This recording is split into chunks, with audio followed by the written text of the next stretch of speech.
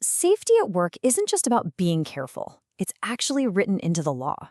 Today, we're going to break down the essential rules in Malaysia that are all about making sure everyone gets home from their job in one piece.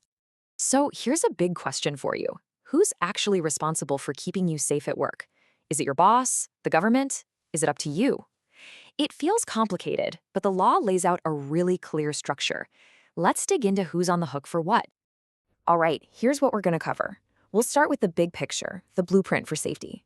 Then we'll meet the key player, the safety guardian. After that, we'll look at what employers have to do, dive into the tricky world of hazardous chemicals, and finally look at what's completely off limits. Okay, first things first. Let's talk about the why behind all this.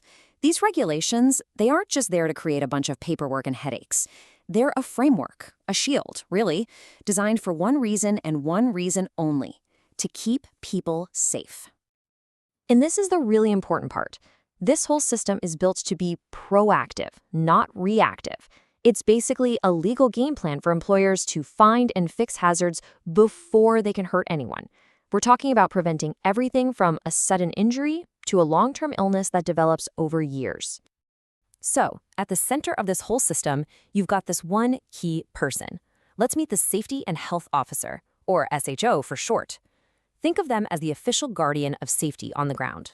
So, what's their main job? Well, number one, they're the expert advisor. The SHO is legally the person the employer turns to for pretty much anything and everything related to protecting the health and safety of the workforce. Next, they've got to have eyes everywhere. The SHO is constantly inspecting the workplace, looking for hidden dangers. It could be a massive machine, a piece of equipment, or even the way a task is done. They're trained to spot the risks that most of us would just walk right past. And of course, when something does go wrong, their job is to figure out why. They investigate accidents, but what's really important is that they also investigate near misses. By getting to the bottom of why something almost happened, they can help make sure it never, ever actually does. And last but not least, they don't do this alone.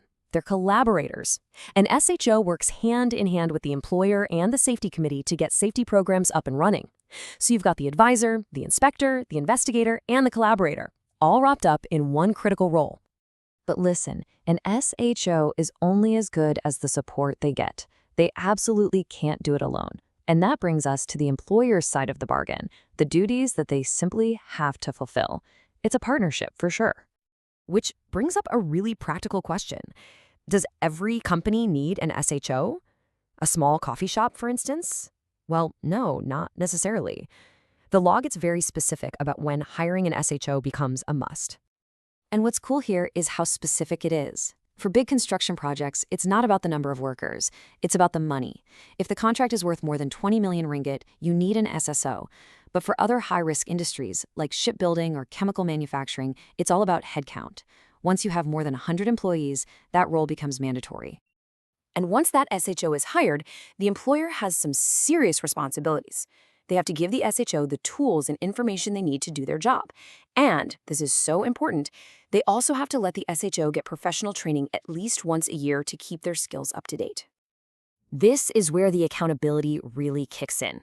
There's this mandatory monthly loop. The SHO writes a report, the employer has to actually sit down and discuss it with them, and then they sign it. This isn't just about filing away a piece of paper. It's a documented conversation that proves everyone's engaged, and it has to be kept on file for at least a decade.